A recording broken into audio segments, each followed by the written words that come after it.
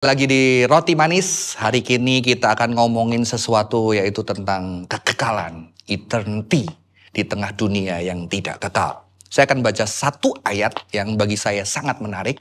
Pengkhotbah 3 ayat 11, ayat ini ngomong gini. Ia membuat segala sesuatu indah pada waktunya, bahkan ia memberikan kekekalan di dalam hati mereka. Tetapi manusia tidak dapat menyelami pekerjaan yang dilakukan Allah dari awal dan akhir.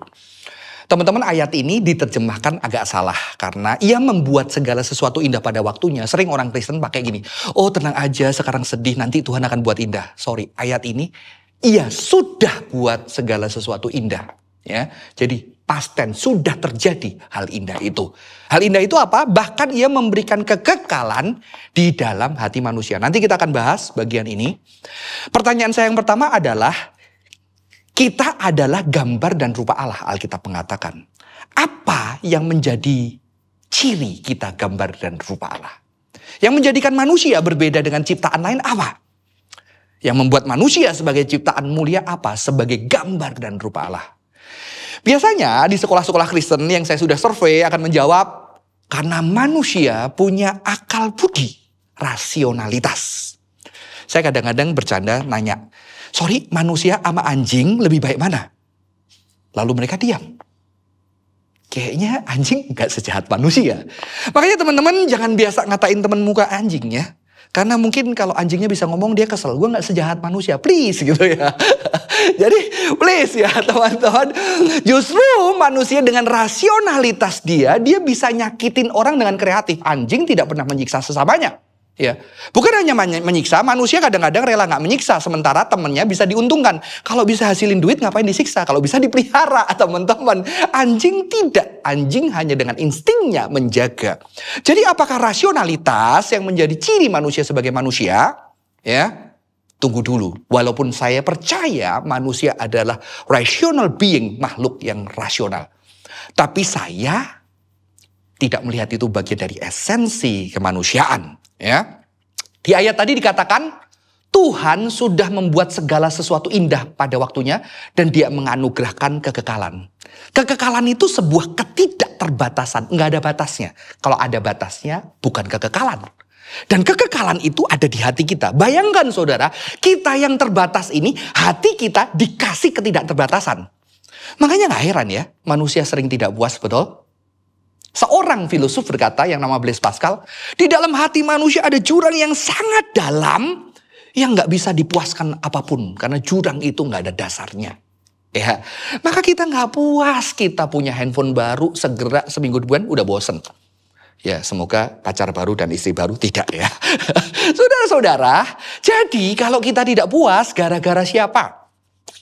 Biasanya langsung diem, karena sungkan kalau bilang gara-gara Tuhan. Ya, Tuhan menciptakan hati kita kekekalan. Artinya tidak bisa dipuaskan. Filosof yang sama, Blaise Pascal mengatakan, karena kekekalan itu hanya untuk Tuhan. Maka Tuhan yang kekal bisa mengisi hati kita. Wah, bagi saya dulu ini jawaban yang keren. Benar ya, manusia itu hatinya perlu kekekalan dan hanya Tuhan yang kekal. Maka Tuhan mengisi hati kita kekal. Setelah saya jadi orang Kristen, awal jadi orang Kristen, saya puas banget. Tapi lama-lama gak puas kok. Gak puas juga. Apakah Tuhan cukup? Mungkin saya bisa dibilang sesat. Ya, loh. Bilang Tuhan gak cukup, Tuhan kekal. Saudara-saudara, jangan-jangan kita salah. Kita salah melihat Tuhan. Ya, saya melihat kekekalan itu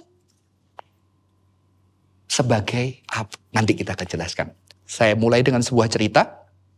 Istri saya bertanya pertanyaan yang bahaya untuk para suami. Dia tanya, yang do you love me? Saudara tahu mengapa ini pertanyaan bahaya? Kalau saya jawab ya, akan ada pertanyaan tambahan.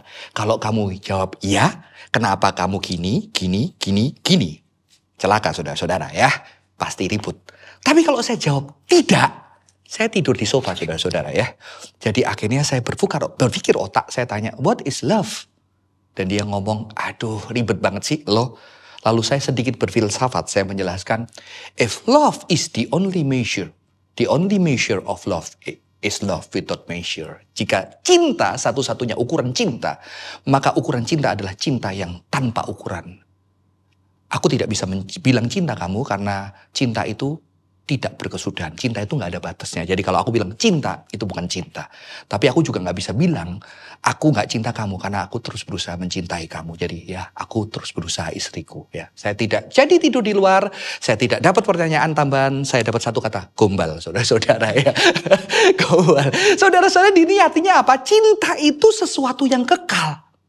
Dan tidak kebetulan God mendeskripsikan sebagai God is love. Love is eternal. Love is everlasting. Kasih tidak berkesudahan. Enggak boleh ada kata sudah. Jadi bagi saya, Tuhan menciptakan hati kita untuk cinta dirinya sendiri. Tapi cinta ini dimensinya luas. Saya pernah membahas sebelumnya, cinta ini dimensinya apa? Kecinta Tuhan, cinta sesama, cinta diri. Di sini saya melihat Allah yang begitu luar biasanya. Ternyata Allah yang aku puja, yang aku sembah, menciptakan hatiku untuk cinta. Dan dia mendeskripsikan cinta itu ada cinta Tuhan, ada cinta sesama, ada cinta diri.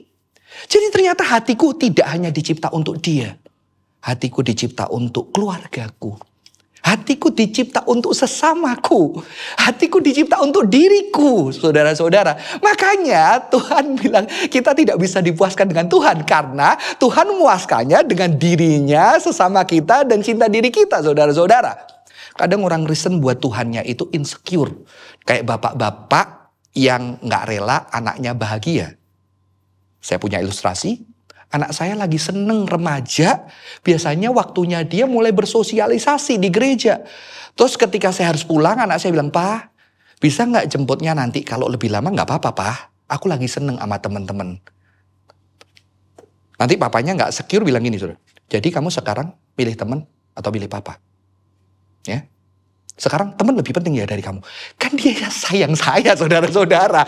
Tapi dia juga sayang temannya. Kita sering buat Tuhan gak secure. Menjadi pribadi yang insecure. Saya papa yang baik, yang terbatas, yang berdosa ini bisa lihat, oh anak saya bahagia. Kadang saya rela pergi ninggalin anak saya. Dan saya rela nunggu sendirian. Untuk dia merasa kebahagiaan karena saya tahu anak saya hatinya diciptakan bukan hanya untuk saya. Tapi untuk sesamanya, untuk Tuhan. Dan saya percaya Tuhan kita menciptakan kita hati kekekalan untuk cinta. Dan ada 3 dimensi cinta. Cinta sesama, cinta diri, dan cinta Tuhan. Maka Tuhan memberikan hati kita tidak hanya untuk diisi dengan Dia. Tapi juga untuk diisi dengan keluarga kita. Sesama kita, bahkan diisi diri kita. Mencintai diri kita, saudara-saudara. Tapi kalau sudah 3 cinta ini tetap gak puas ya. Gimana nih? Udah 3-3 aja tetap gak puas gitu kan. Saudara-saudara, kan cinta itu tidak terbatas. Ya, saudara-saudara, di sini saya mau berkata apa? Berbicara tentang cinta. Ketika bahkan kita tidak puas. Dan kita tetap ada.